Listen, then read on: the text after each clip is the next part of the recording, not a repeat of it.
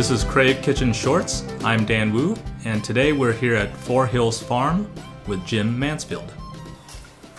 Now this farm is where you finish the lamb before they go to market?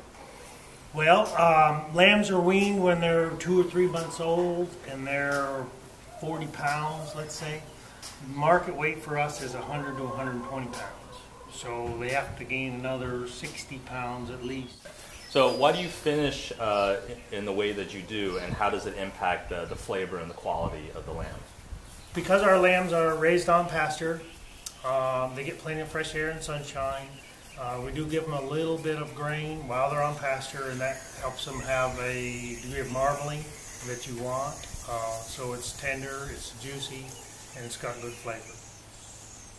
So for the average consumer, what is the difference between buying a piece of packaged lamb at a grocery store and then coming out to your farm? So when people come out here and they see the farm and they see the animals and they experience what it's like in terms of nature, it changes the way they think about food. You know, food doesn't come from the supermarket. It comes from the land and the grass and the care that the animals have. That's what makes good food.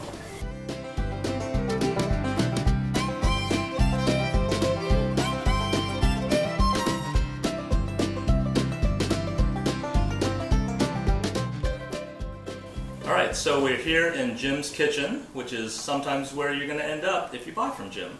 And we're going to talk a little bit about some cuts and about buying a whole lamb.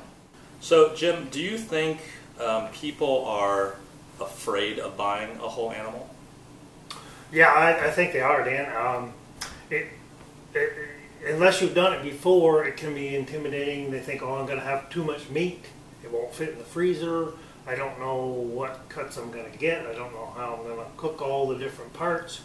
But it's really not that difficult. So what can I expect to pay for a whole lamb here?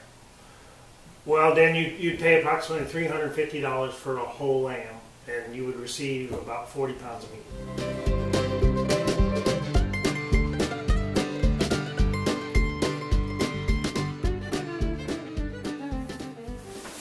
All right, so we are back at the kitchen from Four Hills Farm, and we have our beautiful rack of lamb and lamb chops. So with lamb chops and basically any sort of meat that you're going to put a spice rub on, you want to dry it off a little bit first, because a wet piece of meat is not going to take well to a dry spice rub. So for the rack of lamb, we're going to do a nice spice rub on it. We're going to have turmeric, coriander, garlic, a little cumin, some paprika, some hot pepper flakes, and of course salt and pepper. For the lamb chops, we're going to do more of a barbecue style, so we're going to do paprika, brown sugar, garlic, onion powder, a little ground mustard in there, salt and pepper of course, and maybe some chili flakes.